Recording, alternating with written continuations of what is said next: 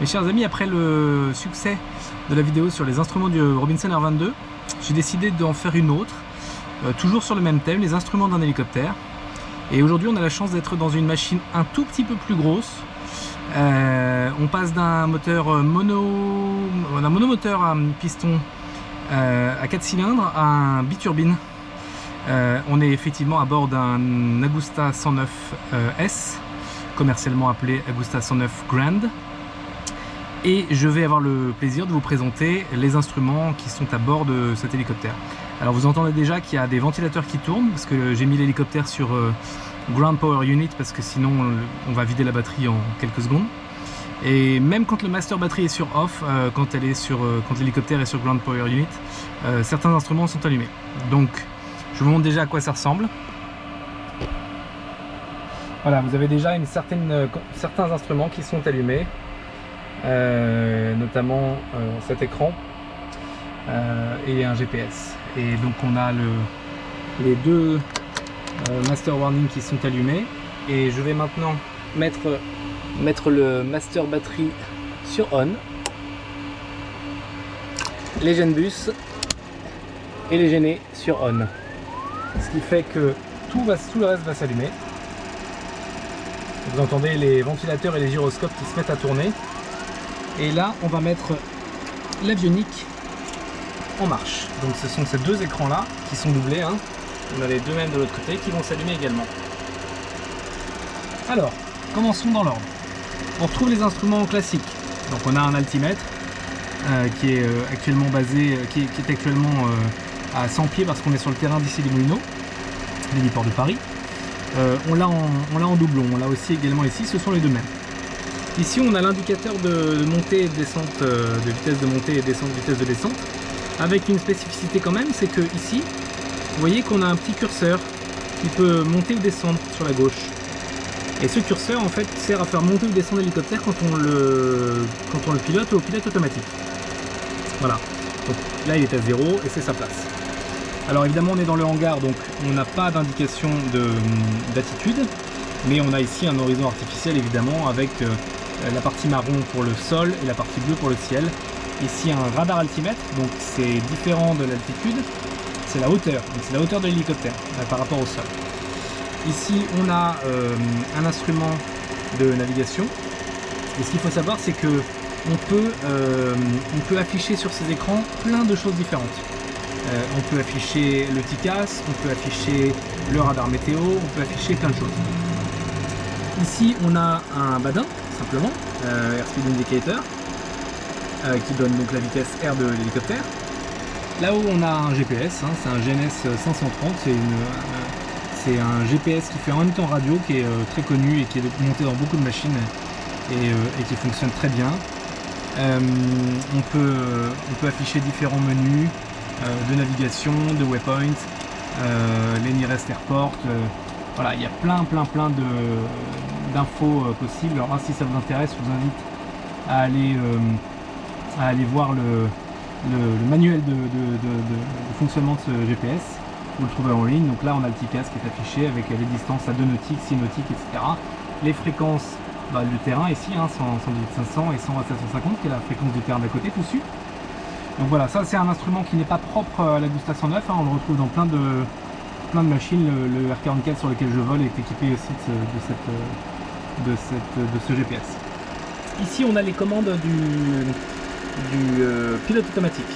Donc ça nous permet, en appuyant sur Reading il va garder le cap, en appuyant sur Alt il va garder l'altitude, VS la vitesse verticale, et Nav, si on a rentré un plan de vol dans le GPS, en appuyant sur Nav il va le suivre, voilà, simplement. Là on a un horizon artificiel de secours, classique. Ici on a un transpondeur, voilà. On a un VOR DME avec une distance, la distance en nautique, donc le VOR, mais avec en plus la distance. Ici on a évidemment tout la même chose que de l'autre côté, c'est parce que c'est une machine qui peut être certifiée pour 2 pilotes. Donc on retrouve l'altimètre, on retrouve la montée verticale, la montée ou descente d'ailleurs, et les deux écrans de navigation et d'attitude, voilà. Et ici un autre petit altimètre de vitesse, un autre badin pardon pour la vitesse. Ici on a les boîtes de mélange, donc il y a la même des deux côtés, Alors ça c'est tout bête, hein, c'est comme ce qu'il y a dans les... Même dans le R22 il y a la même chose, mais à ceci près que eh ben, il y a un peu plus de possibilités, un peu plus de boutons, mais c'est le même principe et c'est d'ailleurs la même marque. C'est Nat qui fait ça. Voilà, donc ici on a les deux écrans principaux qui permettent de gérer les moteurs. Hein. Ici on affiche le torque, c'est-à-dire le couple. C'est l'équivalent de la pression d'admission en moteur à piston. La TOT c'est la température de la tuyère. C'est d'ailleurs ce qu'on surveille quand on met en route le moteur. Elle ne doit pas monter au-dessus de 650 degrés. Donc on surveille bien pour le moteur 1 puis pour le moteur 2 qu'on ne dépasse pas les limites acceptables.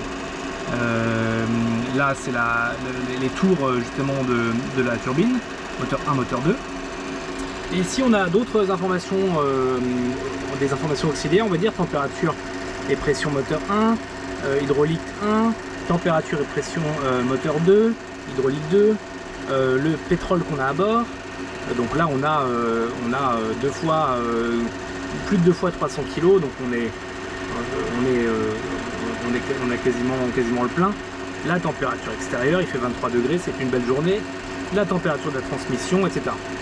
Donc voilà, il y a beaucoup de menus comme ça, les pressions hydrauliques, l'électricité, le fuel flow, etc. Combien on consomme de pétrole à l'instant T, etc. Donc voilà. Ensuite, quand on descend, on a cette commande qui est quand même rare dans un hélicoptère, c'est la commande du train rentrant, puisque cet hélicoptère est équipé d'un train rentrant. Ça, c'est la poignée de frein. On freine la roulette de nez avec ça. En dessous, on a ici ça, c'est le radar météo qu'on active, qu'on désactive par ce panneau. On contrôle par ce panneau. Ici, on peut basculer l'hydraulique sur la réserve de secours pour descendre le train si jamais il y avait une perte d'hydraulique. On a une réserve de secours. Ici, on a ce qui nous permet de bloquer la roulette de nez. Ici, c'est la ventilation, enfin les trappes. Voilà, ça ici, c'est ce qu'on appelle le SAS. C'est un système qui permet de maintenir les commandes là où elles sont quand on les lâche. Je vous expliquerai un petit peu plus tard. Ici, on a les commandes d'allumage et d'extinction de certaines parties de l'avionique. D'ailleurs, je vais mettre une partie de l'avionique sur off, ça fera un peu moins de bruit. Ensuite, en dessous, on a les panneaux d'essence pour le moteur. Donc, on a deux valves, deux pompes, une pour chaque moteur, et deux valves. Et ensuite, on a en dessous le Graal, c'est-à-dire les deux commandes de démarrage des moteurs, moteur 1, moteur 2. Ça, c'est un bouton qui sert pour l'entraînement, quand on fait de l'entraînement au vol sur un seul moteur, hein, pour ne pas vraiment couper le deuxième moteur. Voilà. Ensuite, on a ici le pas général, hein, qui est la même commande qu'il y a dans tous les hélicos, qui permet de varier l'angle des pales. Alors, il y a beaucoup de boutons dessus. Il y a un torque limiteur qui permet de ne pas aller en surcouple, même si on tire trop sur la commande. C'est quelque chose que je recommande d'utiliser parce que un overtorque sur une machine comme ça, ça coûte très cher. On a les trims manuels, on a les gouverneurs moteurs qui sont là-haut, ils sont sur auto, ils sont très bien. Et là, on a de la lumière. Ici et là, c'est de la lumière. Et en fait, on peut sortir une lampe sous l'hélico qu'on dirige avec le pouce. Alors ça, c'est assez exceptionnel en vol de nuit. Ça permet vraiment d'éclairer là où on veut. C'est vraiment très bien. Ici, on a un bouton de Go Around qui fait qu'il va afficher sur l'écran, si on fait une remise de gaz, les bons paramètres à suivre pour n'avoir besoin de ne penser à rien d'autre. Et ici, on a un bouton qui s'appelle Master Reset qui permet, vous voyez, quand on a les trucs qui s'allument ici, soit j'appuie comme ça, soit j'appuie sur le bouton sur le pas général et il s'arrête. Alors là, il clignote parce qu'il n'est pas content, parce que évidemment le rotor ne tourne pas assez vite à son goût. Et enfin, pour terminer, on a ici le cyclique, hein, qui est un cyclique comme un autre, à ceci près qu'il a une commande pour les essuie-glaces ici. Il a un trim ici et ici, et il a cette particularité qui s'appelle le Force Trim Release. Cet hélicoptère, le cyclique est dans cette position, je peux le lâcher, il va rester dans cette position. Si je le pousse, il va revenir. Si je veux le bouger, il faut que j'appuie sur le Force Trim Et là, je vais pouvoir le mettre dans une autre position. Vous voyez, là, il revient, j'appuie sur le force trim, je le mets là, et là, il ne bouge plus. Voilà. Ce qui fait qu'en fait, sans même mettre le pilote automatique, on peut déjà piloter l'hélicoptère facilement, sans avoir besoin d'utiliser le PA. Donc voilà, ça c'est un petit... si on ne le sait pas, c'est un petit peu gênant. Voilà, ensuite en haut on a les poignées de gestion des moteurs, alors qui en fait, vous voyez, elles sont toutes les deux sur la position flight, parce que en fait, elles ne servent que en cas de panne du FADEC. Donc le FADEC, c'est ce qui gère les moteurs. Si le FADEC est en panne, on se sert de ces poignées pour revenir sur le mode idle, pour aller à la puissance max ou pour être en position flight. Mais elles restent toujours comme ça. Il y a un démarreur sur chaque bouton, sur chaque poignée, mais on ne l'utilise pas. Ici, on a le panneau de ventilation, donc chauffage ou clim.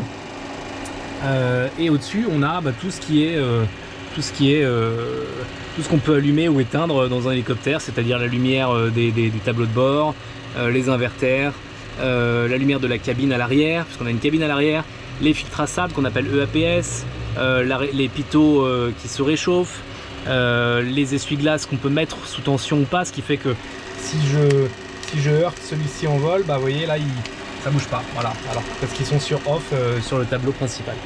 Voilà, il n'y a pas grand chose de plus. Les extincteurs moteurs qui permettent d'éteindre un feu moteur en cas de problème. Et puis ensuite on a tous nos breakers, il y en a un peu plus que dans le R22, vous voyez, mais on a tous les breakers ici pour gérer les pannes électriques de l'hélicoptère. Voilà. Donc voilà, on a fait un peu le tour. Maintenant je vais avoir le plaisir de couper le master battery. Tout va pas s'éteindre parce qu'il est toujours sur secteur, mais il est officiellement sur off, et ce qui fait que quand je couperai le secteur, l'hélicoptère s'éteindra. Voilà, j'espère que cette petite visite vous a plu. Si ça vous a plu, écoutez, peut-être qu'on pourrait faire la même chose avec une autre version d'Agusta 109 ou même avec d'autres machines.